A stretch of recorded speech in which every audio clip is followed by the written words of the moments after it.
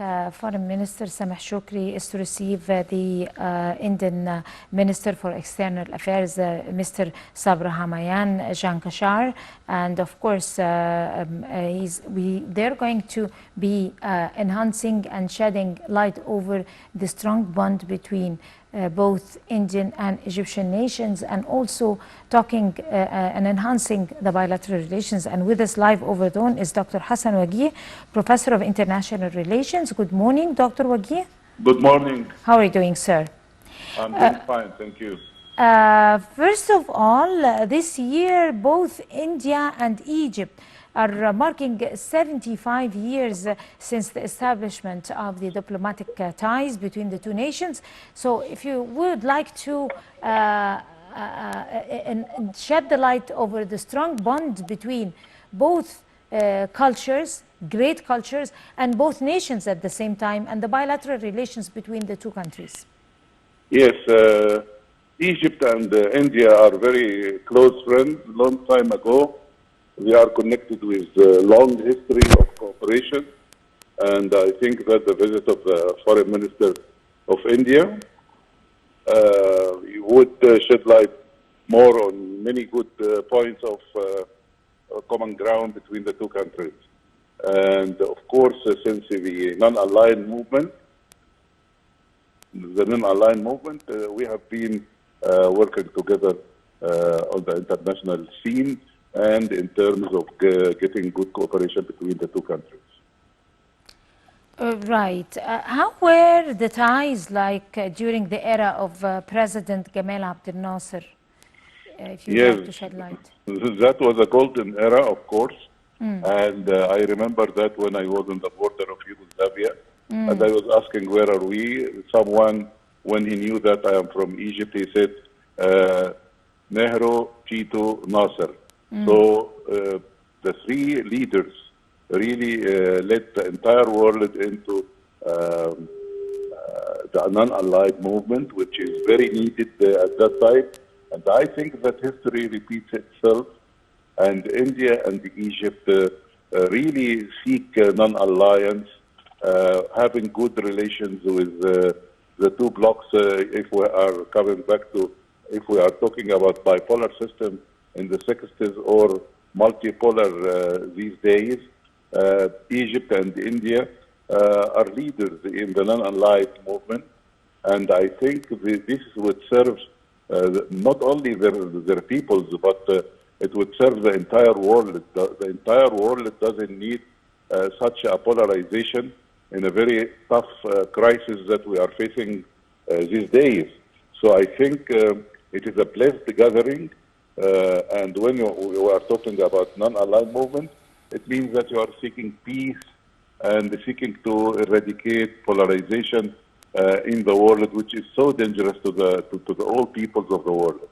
Right. India is a country that is distinguished among other countries by its great deal of freedom of speech and democracy, and so is Egypt at the same time. And they share too many similar backgrounds, like the cultural backgrounds, not identical cultural backgrounds, but rich cultural backgrounds, rich histories, rich art, the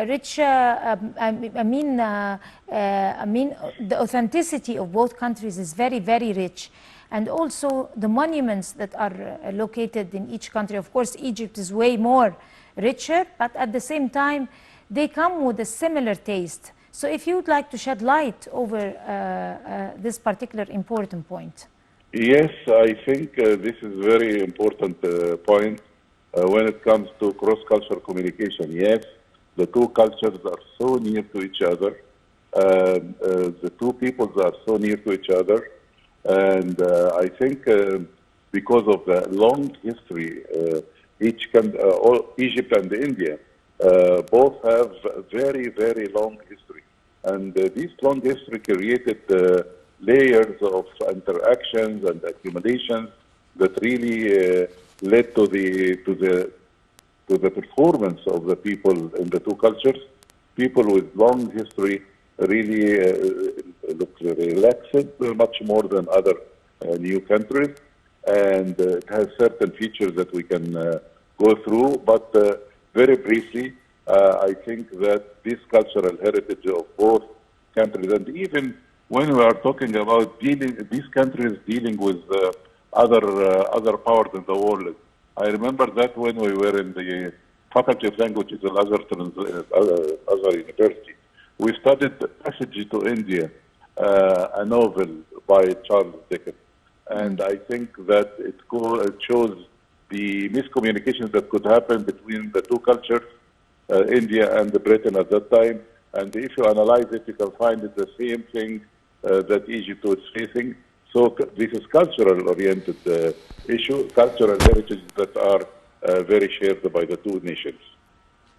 Right. How would, if we could track these bilateral relations up to this very current moment, how do you see, or how do you assess the development of these bilateral relations? Yeah, I think these bilateral decision relations is very important for the two countries.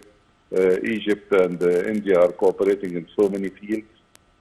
India is very rich with agricultural heritage. Egypt is seeking self-sufficiency when it comes to agriculture too. When it comes to IT, there is a good connection and good cooperation between the two countries. When it comes to foreign investment, India has investments which is estimated by almost $4 billion. So I think this needs to be enhanced, strengthened, and addressed and developed. And I think this for the sake of the two countries, of course.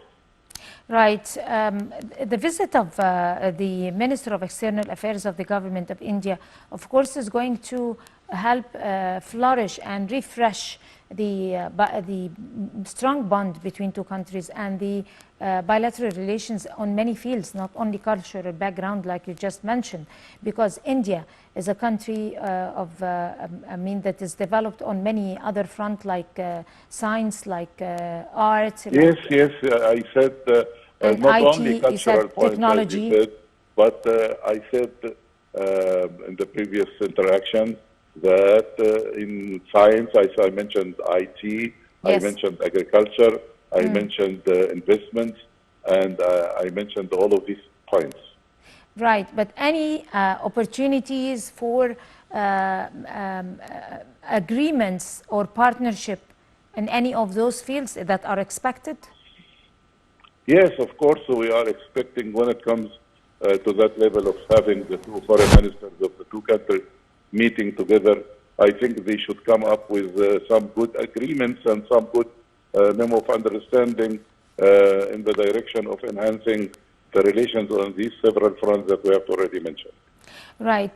Could you please shed light over the means of boosting the economic cooperation between the two nations, as well as enhancing the mutual investment between both countries? Yes, I think we have already said that when it comes to economy, it is in all axes.